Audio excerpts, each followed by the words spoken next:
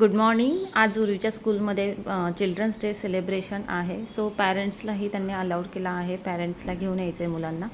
आणि तिथे गेल्यानंतर छान असं एंट्रीला त्यांनी हे हॅपी चिल्ड्रन्स डे लावलेलं. आणि मस्त मस्त खूप छान गेम त्यांनी ठेवले होते. खूप सारे गेम होते, टीचर्स लोकांनी अरेंज केले होते आणि खूप छान वाटलं. उर्वीने मुळात उर्वीने सगळे गेम खेळले हे मला आश्चर्य वाटलं आणि तिने सगळे ट्राय केले, तिला आलेही काय काय गेम.